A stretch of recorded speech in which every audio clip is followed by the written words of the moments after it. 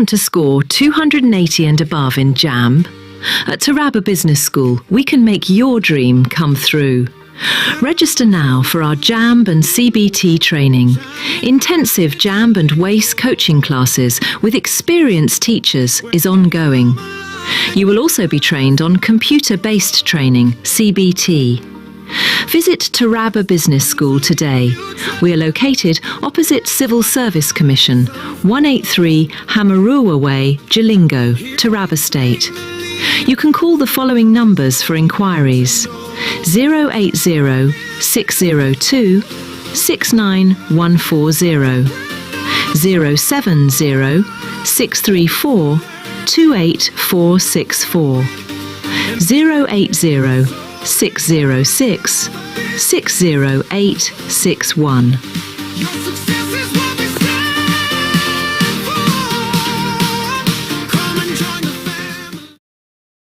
Do you want to score 280 and above in JAMB? At Taraba Business School, we can make your...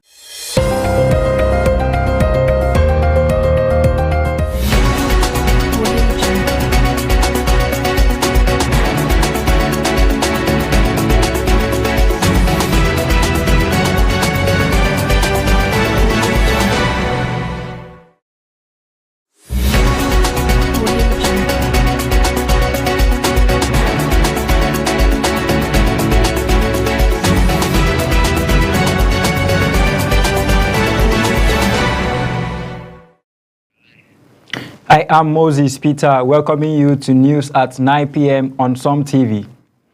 This broadcast is coming to you live from Jalingo. This is the pulse of the nation. We bring only the stories that matter. Stay with us on Facebook at Som TV and YouTube at Som TV Live. Here are tonight's major headlines. Former Vice President of Nigeria, Atiku Abubakar, defects to ADC in Jada, Adamawa State. Barely a week after 38 worshippers were adopted in Kwara State, another attack hit another community in Kwara State as President Bola Tinubu ordered a full security cordon around Kwara Forest with wider Air Force surveillance. The IGP visited states in Northwest and North Central as he called for united action on insecurity. Southeast Reps Caucus appealed to President Tinubu to grant clemency to Nnamdi Kanu to ease regional tensions. On international news, the U.S. presented a peace proposal to Sudan as fighting persists between the army and RSF as Taliban accused Pakistan of airstrikes that killed civilians, vowing retaliation amid rising border tensions.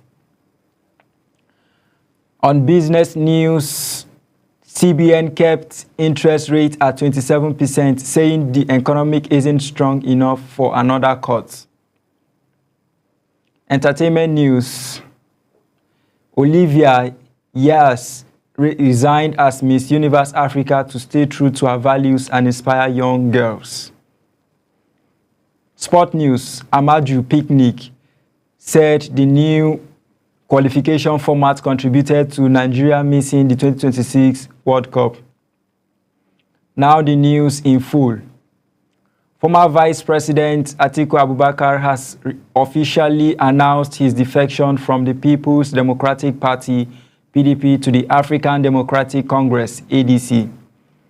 The declaration took place earlier today in his hometown, Jada, in Adamawa State, drawing a massive crowd and several prominent political figures.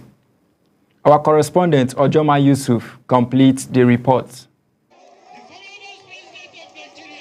It was a historic political gathering here at Jada local government area in Adamawa State, the hometown of the former Vice President Atiku Abubakar, where supporters and party faithful converged to witness what many calls a major realignment in Nigerian political landscape. The former Vice President Atiku Abubakar arrived a thunderous applause as he formally announced his exit from the PDP and his entry into the African Democratic Congress, ADC. Addressing the crowd, Atiku said his decision was driven by what he described as an urgent need to salvage Nigeria from backwardness and redirect the country onto the path of unity, prosperity, and national rebirth. ADC! First and foremost, I was a foundation member of APC, but I have been thoroughly disappointed with their performance. No doubt about that. And what has happened also to PDP is something that I had predicted, and it has come to pass. It requires experience and intellect, to be able to get these things right. Well, those who are sitting on the fence don't belong to anywhere. But I believe those who are committed to true democracy, good governance, prosperous economy, security, will definitely give it to the ADC. Because it is composed of elements who believe in the sanctity of democratic processes, which should normally bring about unity, prosperity, and development in a country. The event was graced by notable political heavyweights, including former Senator Aishatu Dahiru Ahmed Binani, Ishaku Abu, and Abdulaziz Nyako, who all expressed confidence that Atiku's move would reshape the political directions of the country. When the sun turns, the shadow of the tree will also turn. The entire Adamawa politics of today moved into ADC. Atiku Abubakar has never lost election in Adamawa state. I think for us it's a great team. We wish the Waziri every success in his elections. We pray that we succeed at the national, the state level, and the National Assembly level. The highlight of the ceremony was the moment the ADC state chairman, Shehu Yohana, officially received Atiku into the party. His Excellency, the President is waiting by the special grace of God, receiving his membership card today, joining ADC formally. I am assuring you, and I assure you, that all Nigeria will follow suit. Political analyst says the 2025 political terrain may witness significant shifts, especially in the northeastern region, where Atiku enjoys deep-rooted influence. Ojoma Yusuf, Som TV News, Yola. Barely a week after 38 worshippers were adopted in Eruku, Kwara State, another attack struck nearby Isakpa in Ekiti local government area. On Monday evening, 20 to 30 armed bandits reportedly stormed the community, firing indiscriminately and adopting at least 11 residents, including a pregnant woman, 2 nursing mothers, and several children. Security forces have launched a search, but residents remain fearful as local vigilantes intensify patrols. This marks the 3rd major assault in the area within a month.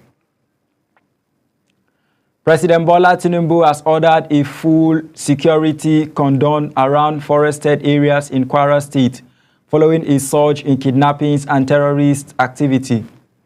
He has directed the Nigerian Air Force to widen aerial surveillance over the deepest part of the forest, believed to be hideouts for armed groups, with orders to maintain round-the-clock monitoring and coordinate closely with ground units. The directive also extends to the Kebbi and Niger axis, where rescue operations are underway. Residents in affected communities have been urged to promptly report suspicious movements to support security efforts. Islamic cleric Sheikh Ahmad Gumi has urged the Nigerian government to adopt non-violent strategies in addressing the country's escalating insecurity, asserting that some armed groups are willing to disarm. Speaking on Channels Television's The Morning Brief, Gumi also stated he would support calls for the release of IPOB leader Nnamdi Kanu if he shows genuine remorse. He cited historical precedents of presidential amnesty and emphasized the need for peace, reconciliation, and non-kinetic solutions nationwide. Reports reaching us said the Inspector General of Police, Kayode Egbetokun, visited Kebbi following the adoption of schoolgirls at Government Girls Comprehensive Secondary School, MAGA. He is set to meet Governor Nasir Idris and police personnel after a security briefing with President Tinubu. The visit comes amid rising adoption cases in Kebbi, Niger, and Kwara states, highlighting the urgency of coordinated measures to tackle school kidnappings in northern Nigeria. Inspector General of Police Kayode Egbetokun has urged united action to tackle Nigeria's worsening insecurity during a visit to Niger State Governor Muhammad Umaru Bago over the adoption of St. Mary's school children in Papiri. He said Niger is at the center of rising threats and confirmed that 50 children have been rescued, with more tactical units deployed. Governor Bago thanked security agencies and expressed optimism that all adopted children will be recovered. Moving on to Adamawa State, the State Police Command arrested 2 officers for allegedly firing at a civilian vehicle during a checkpoint in Jimeta. Preliminary investigations indicated the officers opened fire on a Mercedes 180 after occupants resisted a search.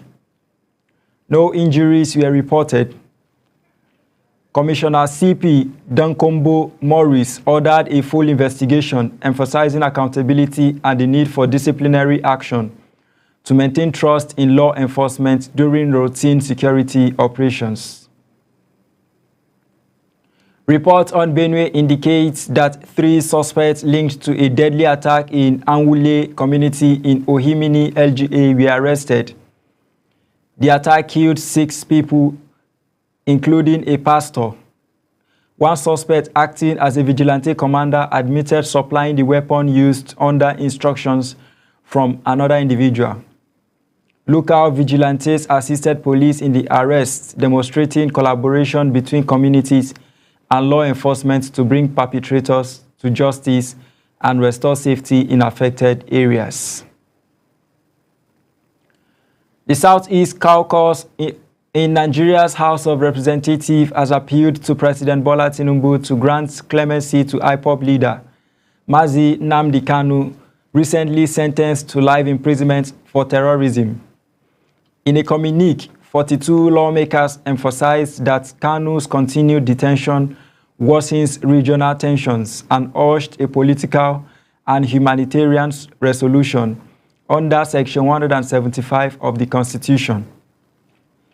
The caucus stressed that a presidential pardon could ease social and economic disruptions, restore normalcy, and foster dialogue between the federal government, community leaders, and residents.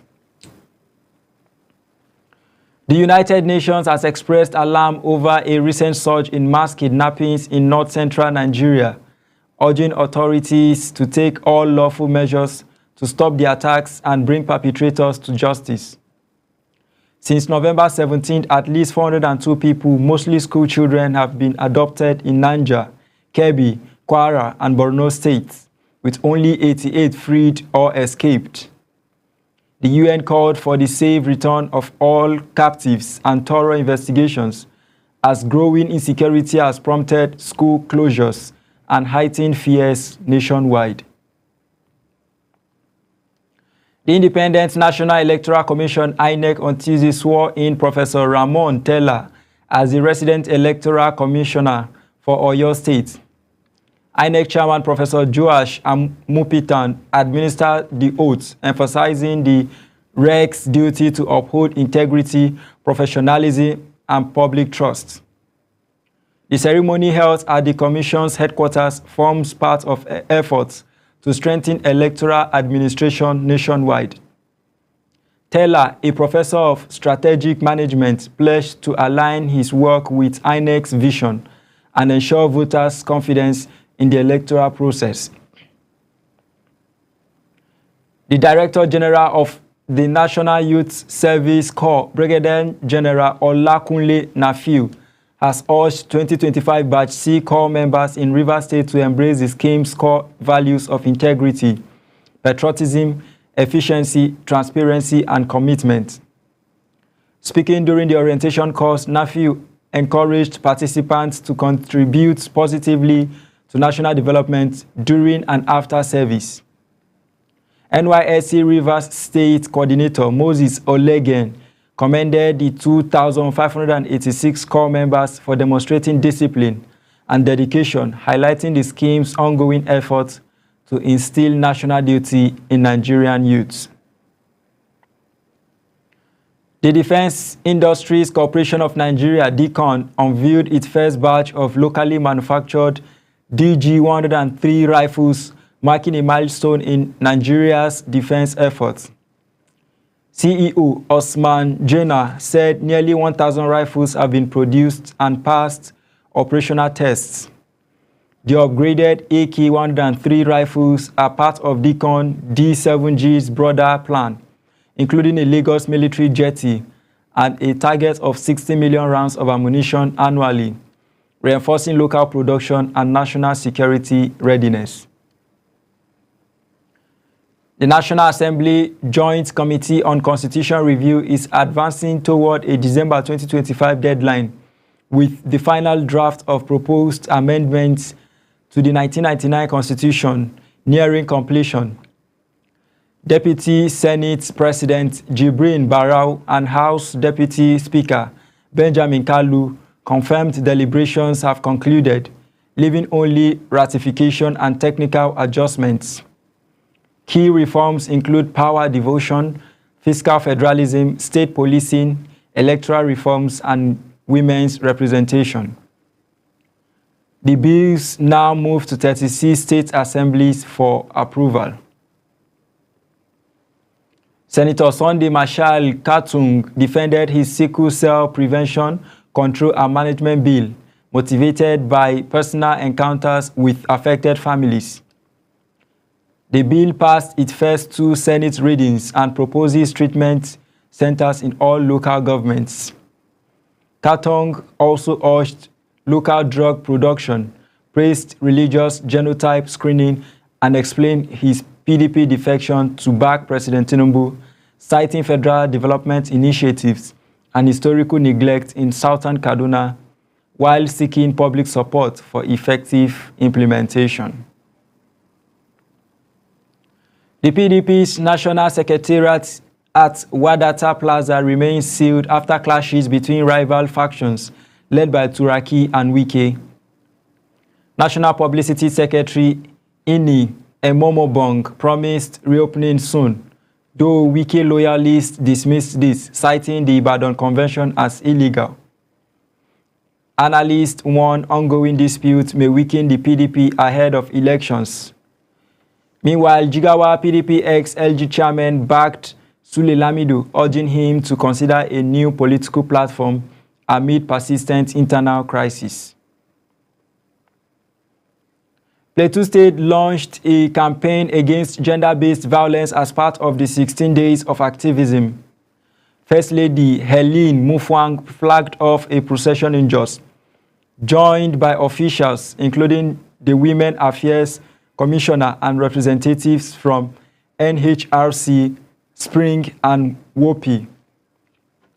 The initiative promotes education, cultural change, and accountability, aiming to protect women and girls, support survivors, and foster a culture of peace, respect, and equality across communities in the state.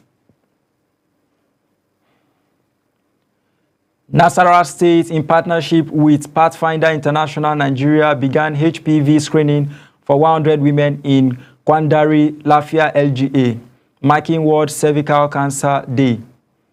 Parents of girls aged 9 to 14 were urged to participate in vaccination programs to prevent cervical cancer.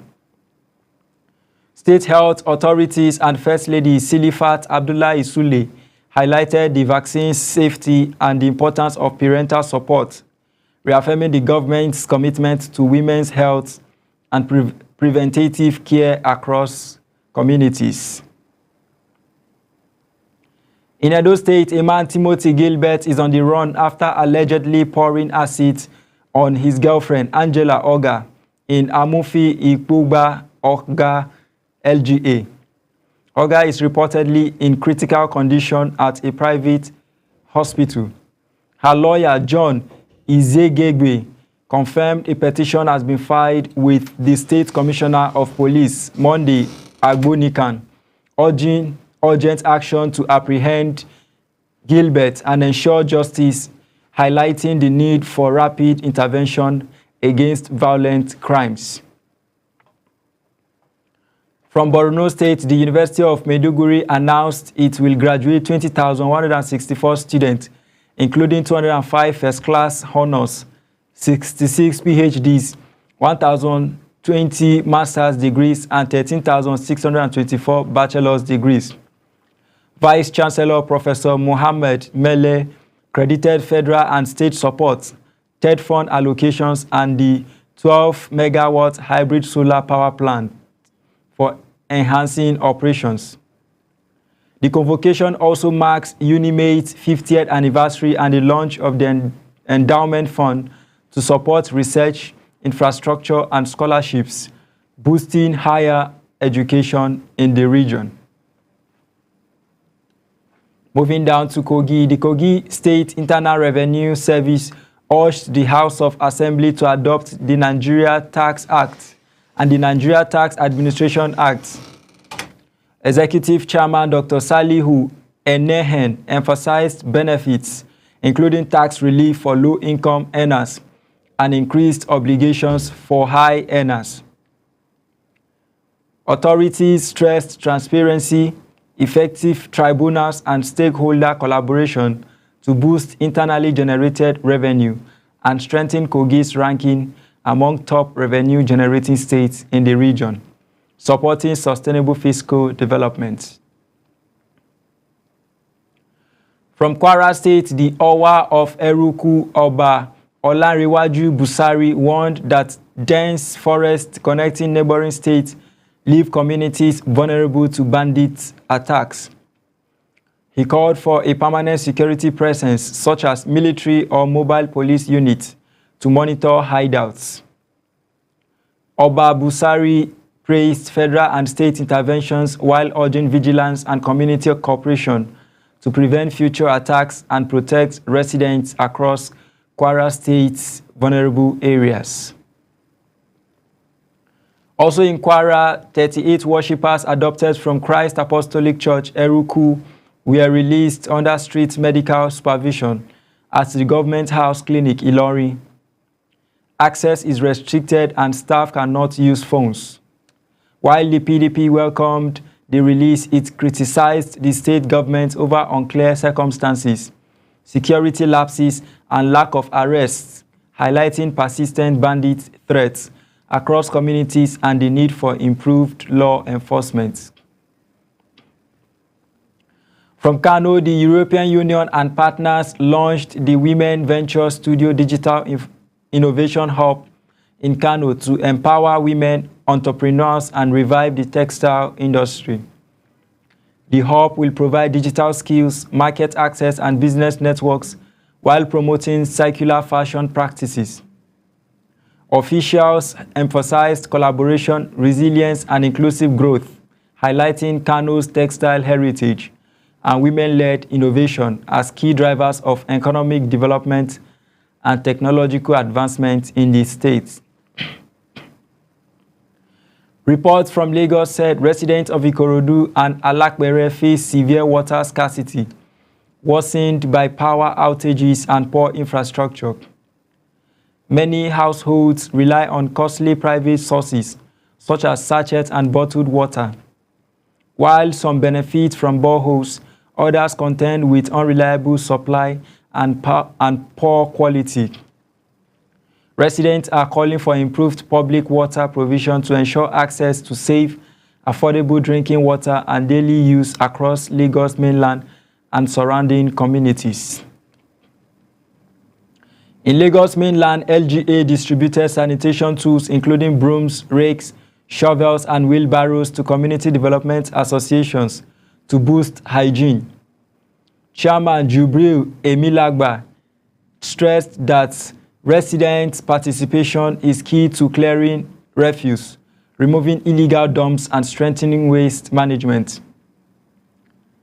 The initiative empowers communities to take ownership of their surroundings, complementing government efforts to create safer, cleaner, and more livable neighborhoods across the council area.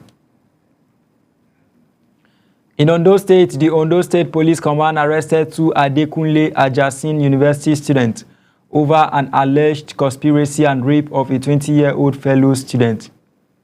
Investigations revealed the victim was drugged at a friend's home before the assault. Key evidence, including the drug-laced drink, was recovered, and suspects have confessed. Authorities emphasized continued investigation and prosecution, highlighting law enforcement's commitment to student safety and accountability in higher education institutions across the states. In Ondo, the Oche Idoma of Benue State, Dr. Elewu Odogbo Ogbagaji John visited Ondo Kingdom to strengthen cultural ties with Oba Dr. Victor Kiladejo Osemawe. The monarchs pledged collaboration on cultural diplomacy, education, youth empowerment, and community development. Honors were exchanged, symbolizing unity. Both leaders affirmed the engagement marks the beginning of a lasting partnership to promote peace, cultural diversity, and the moral authority of traditional institutions. Moving to Kebbi, the Kebbi State Police Command arrested multiple suspects linked to a motorcycle theft syndicate and the killing of a 17-year-old in Birnin, Kebbi. Arrests on November 20 and 24th led to recovered stolen items and identification of the stabbing suspects. Investigations continue and cases will be transferred to the State Criminal Investigation Department, reflecting ongoing efforts to combat crime and enhance public safety across the state. Now let's take a quick commercial break. Don't go anywhere. Stay tuned.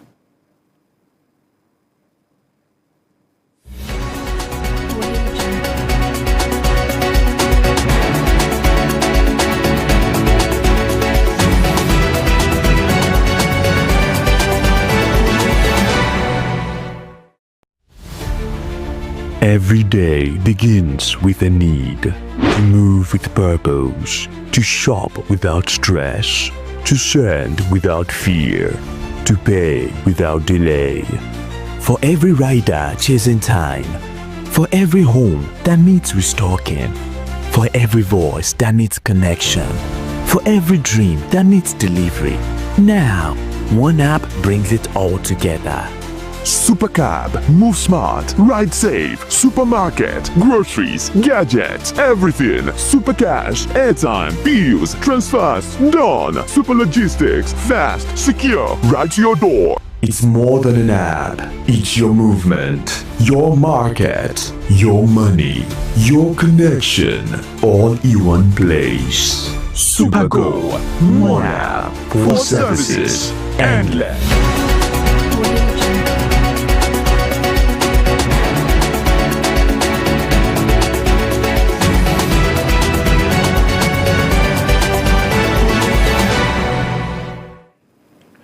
Welcome back. We are glad you are still there with us.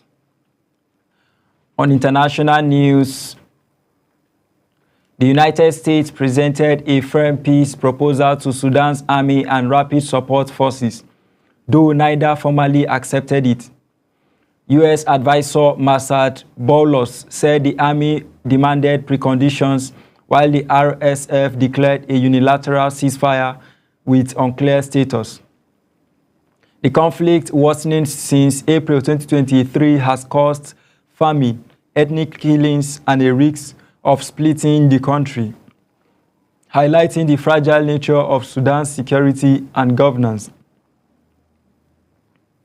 Elsewhere, Afghanistan's Taliban reported that Pakistani airstrikes killed 9 children and a woman, prompting vows of retaliation. The overnight bombardment followed attacks in Pakistan attributed to militants allegedly based in Afghanistan. Taliban officials condemned the strikes as violations of Afghan sovereignty, while Islamabad criticized Kabul for inaction. Rising border clashes and failed peace negotiations have left the region tense, raising fears of further escalation between the two countries. On business news, the Central Bank of Nigeria has decided to keep interest rates the same as 27%. This means the cost of borrowing money will not go up or down for now. The CBN Governor Olayemi Cardoso said the economy is not strong enough yet for another reduction. The last time the bank reduced the rate was in September. This latest decision is the fourth time this year that the bank has chosen to leave the rate unchanged. On entertainment news, Olivia Yas, who won the Miss Universe Africa the Oceania title in 2025, has stepped down, saying the role no longer fits her personal values. She said she wants to stay true to what she believes in, respect dignity and fairness, and cannot continue under the pageant's conditions. Yas thanked her supporters, said she wants to keep inspiring young girls, and urged Africans worldwide to keep breaking barriers and speaking up. On sports news, former NFF President Amaju Picnic says the Super Eagles' failure to qualify for the 2026 World Cup was partly due to the new qualification format, arguing that Nigeria would have made it under the 2018 system. Speaking at the Big Sports Dialogue in Ikoyi, he defended his record, citing landmark wins against Argentina and Poland and Nigeria's increased presence on CAF and FIFA committees. Picnic urged Nigerians to focus on progress rather than persistent criticism. This is where we draw the curtain. I am Moses Peter. Good evening and wishing you the very best.